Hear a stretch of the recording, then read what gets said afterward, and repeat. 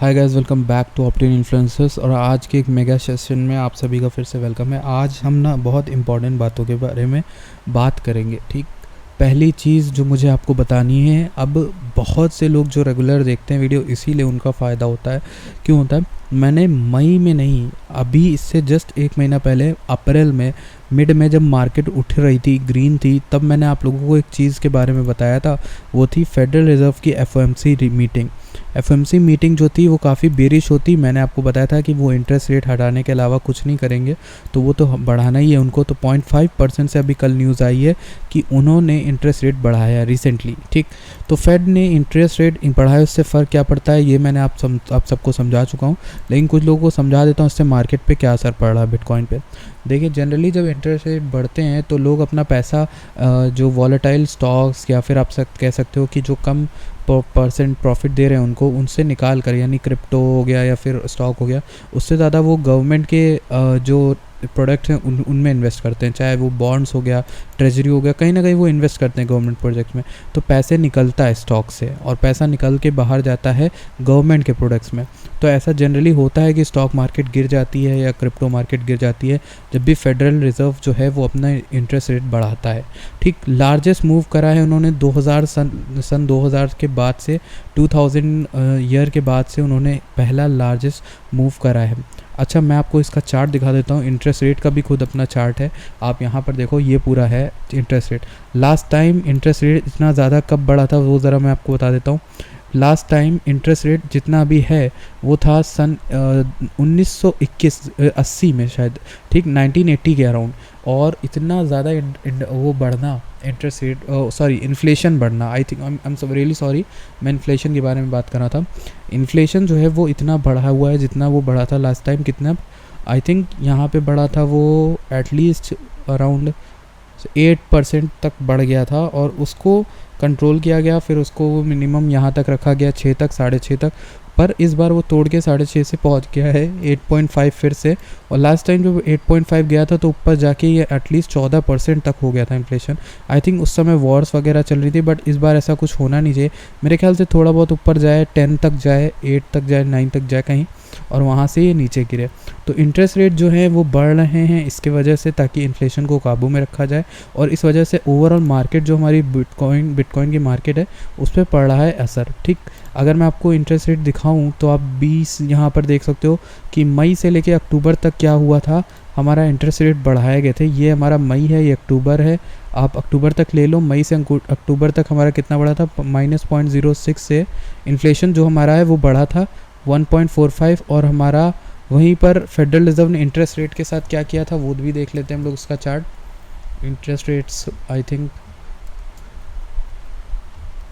United state interest rate ये हमारा है। ठीक, अब आप इसमें देख लेते हैं हम लोग ज़रा। लास्ट टाइम जो बढ़ा 20 दिसंबर आई थिंक 2016 को बढ़ा था, दिसंबर 2016 से 19 तक ये बढ़ रहा था इंटरेस्ट रेट। और उस समय क्या हो रहा था बिटकॉइन से के साथ देख लेते हैं। अच्छा, ये तो बहुत ज़्यादा बड़ा है ओवर लॉन्ग टाइम पीरियड। हमें लेना होगा शॉर्टर टाइम फ्रेम जिसमें हम बता सकें आपको, जैसे कि अराउंड दिस टाइम नहीं, ये तो 2004 था।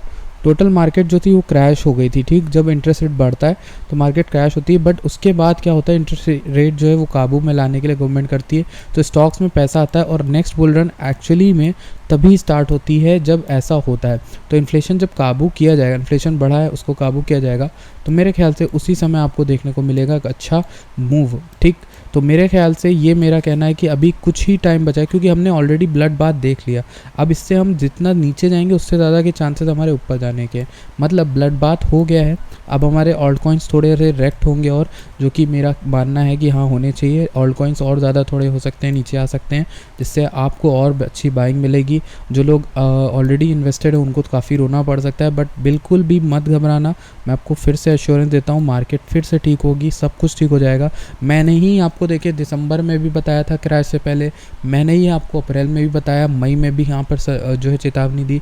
मैंने आपको हर वक्त बताया क्रैश से बचाया, ठीक, कई बार बचाया। मैंने आपको लूना में प्रॉफिट दिलाया था, मैंने आपको FTM जैसा जिम दिलाया था, हालांकि अभी वो डंप है, लेकिन FTM के मैंने 10x कराया था, लोगों के मैसेज पड़े मेरे पास।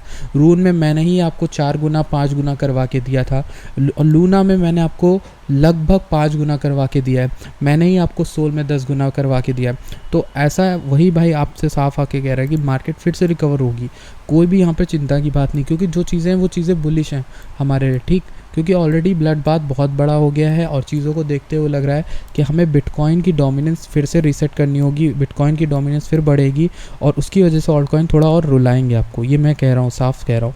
बिटकॉइन की डोमिनेंस आपको थोड़ा बहुत रुलाएगी और इस वजह से आप थोड़ा घबरा सकते हो, बट दैट डजंट मीन कि आपका कोई नुकसान होगा, आपके क्रिप्टो वैलिड नहीं है, आपका कॉइन अच्छे नहीं है। अगर आप लोग भी टेक्निकल एनालिसिस मेरी तरह सीखना चाहते हो और शुरुआत करना चाहते हो तो आप लोग भी ये कोर्स चेकआउट कर सकते हो। ये मेरे द्वारा ही बनाया गया है, crypto technical analysis course in Hindi, पूरा हिंदी लैंग्वेज में है और इसमें मैंने आपको बहुत सारे लेसन सिखाए हैं। लेसन्स कैसे हैं, कितने हैं, वो आप देख लेना नीचे जाके। 6 सेक्शंस हैं। पहला है basics of technical analysis, start से एकदम शुरू से बताया, जिसे कुछ भी चार्ट देखना नहीं आता, ट्रेडिंग नहीं आती, वो ये सीख सकता है। स्टार्ट विद अ चार्ट, फिर सपोर्ट रेजिस्टेंट ट्रेंड लाइन, फिर वॉल्यूम पे आए, फिर इंडिकेटर पे आए, फिर चार्ट पैटर्न पे आए, फिर मैंने आपको स्ट्रैटेजी बताई है, क्या जोड़ के आपको स्ट्रैटेजी अपने स्टॉप लॉस लगाने हैं, RSI का डाइवर्जेंस कैसे पता करना है, और कंबाइंड स्ट्रैटेजी बताई है किससे आप परफेक्ट जो है अपॉर्चुनिटी स्पॉट कर सकते हो। अपनी स्ट्रैटेजी खुद से बनाना, ऐसा नहीं है कि मेरी स्ट्रैटेजी यूज़ कर लो, अपनी स्ट्रैटेजी खुद से बनाना सीख जाओगे इसके बाद और बहुत कुछ नया करना सीख जाओगे। तो इंपॉर्टेंट हो सकता है, आप चाहो तो सीख सकते हो। इसको बाय करने के लिए आप डिस्क्रिप्शन में दी गई लिंक को चेकआउट करना। यूडेमी पे कोर्स है, बहुत सस्ता मिल रहा है, सेल चलती रहती है हमेशा। नेक्स्ट चलते हैं अब हम लोग बिटकॉइन की अपडेट के अंदर। सबसे पहले मैं आपको बिटकॉइन का कुछ एक चीज़ बताना चाहता हूँ कि बिटकॉइन जो डंप करा है इस वीक, वो डंप लाजमी है और बहुत ज़्यादा प्रेडिक्टेबल है, ठीक। ये ट्रेंड लाइन टूटनी थी, इस ट्रेंड लाइन को कितनी बार टच किया, देखिए मैंने आपको बोला, वार्न किया है कि ये ट्रेंड लाइन ना टूटे तो अच्छी चीज़ है, पर ट्रेंड लाइन टूट गई तो और अच्छी चीज़ है, क्योंकि मार्केट नीचे आएगी, जो मैंने आपको टाइम रहते बताया था। तो इससे आपका पैसा बचा होगा जिससे आप बाय कर सकते हो डिप में, ठीक। तो ये एक चीज़ है। अब नेक्स्ट चीज़ क्या है कि भाई आप देखो, यहाँ पे भी टच अच्छा हुआ था, यहाँ पे देख लो आप, यहाँ पर भी अच्छा टच हुआ था, होल्ड किया था, यहाँ पर देखो ये टच हुआ, लेकिन उसके बाद नेक्स्ट वीक में टूट गया।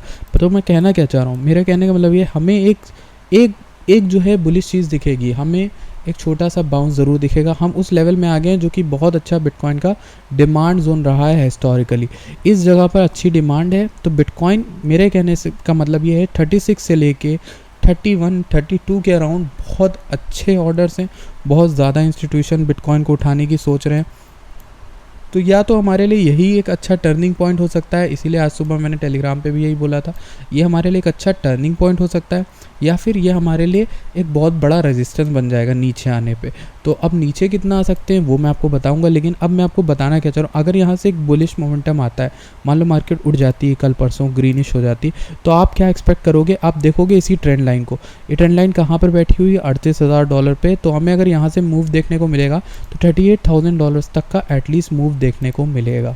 अगर मैं आपको वॉल्यूम वाले चार्ट पे लेके चलूँ, जो मेरा वॉल्यूम वाला चार्ट है, उस पे देख लेते हैं ज़रा हम लोग क्या चल रहा है क्या नहीं चल रहा है। तो ये हमारा वॉल्यूम वाला चार्ट है, तो इस पे क्या हुआ है ज़रा हम 4 आवर में लगा लेते हैं, 4 आवर में देख लेते हैं क्या हुआ। तो देखिए 4 आवर में क्या हुआ, कल ही मैंने आपको लॉन्ग की एक ट्रेड बता के गई था, कल ही साफ बता के गया हूँ कल के चार्ट में, जिन्होंने वीडियो देखी होगी। ये देखो पहला बाउंस, कितने बाउंस मिले, पहला बाउंस मिला यहाँ पे, ये पतला वाला दिख रहा है, ये बाउंस आपको पहला मिला। पहला बाउंस यहाँ से आया 35,500 से बाउंस होके ये गया 36,500 तक, $1,000 का मूव था, बहुत ही परफेक्ट मूव था। यहाँ से कितना बड़ा मूव, और 3% का मूव बिटकॉइन में मिला आपको, ठीक। 10x 20x जो भी किया हो आपने, अच्छा खासा मूव पाया होगा। नेक्स्ट क्या हुआ, हम नीचे आए, देखो मैंने आपको बोला था एक बार टच किया है तो ये धीरे धीरे नीचे आएगा, ये आया इसी के अंदर, फिर से ये ऊपर गया, अभी 35,900 चल रहा है, ठीक। अब मेरे कहने का मतलब ये है कि अगर यहाँ से हमको बुलिश मोमेंटम देखने को मिलता है तो मेरे ख्याल से बुलिश मोमेंटम आपको कहाँ तक दिखेगा, वो इस एक लेवल का रीटेस्ट दिख सकता है। कौन से लेवल का, पहला लेवल हमारा ये है 37,200, ये दूसरा ये वाला इंपॉर्टेंट जो मैं देख रहा हूँ 38,200, यानी 38,200 का लेवल जो मैं एक्सपेक्ट कर रहा हूँ। अगर बाउंस यहाँ से होता है तो हमें अच्छा देखने को मिलेगा, अगर वॉल्यूम अच्छी नहीं आई तो हम इसके अंदर फिर एंट्री कर जाएंगे। इसलिए अपने SL के साथ ट्रेड को अपने क्लोज़ कर दो जब भी SL को अच्छा करना। मेरे ख्याल से आई थिंक ये एरिया भी अच्छा एरिया है 37,300 का, तो 37,300 पे पहला टारगेट लगाना और 38,200 का, और नीचे SL लगा लो इसके अंदर आने का, ठीक। अगर रेट होता है इस कैंडल के नीचे का लगा लो तो अच्छा हो सकता है, आपकी ट्रेड हो सकती है जैसे आप प्ले आउट करो, ठीक। तो भाई लोग हैं जिन्होंने ट्रेड की थी, अच्छा बनाया भी, और मेरे पास कमेंट में ऑप्टिन वर्स में जो मेंबर्स हैं उन्होंने बताया। अब मैं आपको कुछ बता चुका हूँ, इसमें भी 38,000 बता रहा है, उसमें भी 38,000 बता रहा है, तो मेरे ख्याल से 38,000 तक का हमको एक रीटेस्ट दिखने को मिल सकता है। तो ये एक अच्छी चीज़ होगी आप लोगों के लिए कि आपको ट्रेड की अपॉर्चुनिटीज़ मिल रही हैं और लॉन्ग शॉर्ट करके आप बना सकते हो। अब मैं आपको कुछ बताता हूँ। अब नेक्स्ट बुलिश जो पूरा सिनेरियो उसमें बड़े लेवल पे चीज़ें क्या हो रही, देखिए या तो हमारा 36,000 से लेकर 31,000 का लेवल अच्छा होल्ड करेगा। अगर टूट गया तो आप देखोगे यहाँ पर एक वॉल्यूम गैप है बड़ा, दिख रहा है आपको। वॉल्यूम गैप का मतलब क्या होता है, कोई भी बाइंग या फिर कोई भी इंटरेस्ट नहीं है इस जगह पर। इंटरेस्ट ना होने का मतलब ये होता है कि कोई इंटरेस्ट नहीं है। कहाँ से कहाँ तक इंटरेस्ट नहीं है, 31,000 30,000 से लेके हमारा डायरेक्ट 20,000 तक का, 21,000 तक का कोई भी इंटरेस्ट नहीं दिख रहा मुझे। और ये इंटरेस्ट बताता है कि हाँ, जो इसके बाद नीचे अगर प्राइस आता है 28-27 के नीचे अगर प्राइस आ जाता है, जो समर का लो था यानी जो मई में जितना गया था हम लोग पिछले साल, उससे नीचे प्राइस आता है तो स्लिप कर जाएगा। और स्लिप करने का मतलब ये है उस जगह जाएगा जहाँ डिमांड है। डिमांड कहाँ है, 20,000 21,000 के आसपास। तो पहला जो रीज़न है वो ये 21,000 का ये बता रहा है। दूसरा रीज़न 21,000 जाने का जो बता रहा है वो ये बता रहा है रेड कैंडल। रेड कौन सी ईएमए है, 300 day moving average. 300 day moving average जो है वो अक्सर विक्स को सपोर्ट करते आई। देखिए इस जगह भी इसने इसको सपोर्ट किया था, ये देखो इस जगह भी रेड वाली ने ही सपोर्ट किया था। ये कौन सा क्रैश है, दिसंबर 2018 का क्रैश है।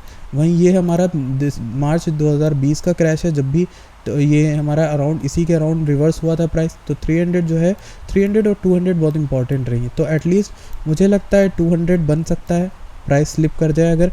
लेकिन 200 के अराउंड कोई बाइंग इंटरेस्ट नहीं दिख रहा मुझे, कोई वॉल्यूम इंटरेस्ट नहीं दिख रहा। तो ये जो रेड वाली जगह है, रेड वाली ईएमए है, उसके अराउंड हमें 21,000 वाला लेवल दिख रहा है। और जो अभी के लिए बता भी रहा है, लेकिन ये अभी बता रहा है ना, टाइम के साथ हो सकता है ये ऊपर आ जाए। तो I think 23,000 24,000 somewhere around that हमारा बॉटम हो सकता है। अगर उतना प्राइस गया तो मैं बिटकॉइन भर के ले रहा हूँ। बिटकॉइन ही आपको अच्छी ट्रेडिंग दे सकता है।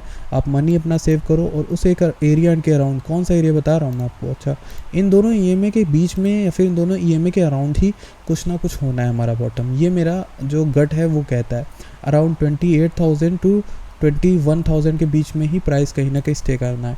अगर प्राइस वहाँ तक आ जाता है स्लिप करके तोड़ के इसको, तो उस जगह पर श्योर शॉट लेना है। वैसे तो लेना पहला यहीं पर है 36,000 से 31,000 के बीच में, लेकिन अगर उसके बीच में आता है तो वो परफेक्ट बाइंग होगी हमारी, ठीक। तो उसके लिए वेट करना, और वहाँ पर अगर आता है तो ऑल्ट कॉइन्स आपको बहुत सस्ते में मिलेंगे। और इतने सस्ते में मिलेंगे तो लोग बहुत डर के बेचते हैं, पर बेचना नहीं, उस समय ख़रीदना स्टार्ट करना है। तो ये हमारी पूरी बिटकॉइन मार्केट का जायज़ा था। अगर आपको बिटकॉइन की अपडेट अच्छी लग रही हो, शॉर्ट और क्विक, तो मेरे चैनल को सब्सक्राइब करिएगा फर्स्ट टाइम आया हो अगर। और कोर्स को चेकआउट करना मत भूलना, ये टेक्निकल एनालिसिस कोर्स है, इसको चेकआउट करना और जाके ये आर्टिकल ज़रूर पढ़ना। फेडरल रिजर्व ने इंटरेस्ट रेट बढ़ाए हैं, उसके बारे में पूरी नॉलेज लेना। मैं मिलता हूँ आप सबसे नेक्स्ट वीडियो में। Thank you so much for watching this video.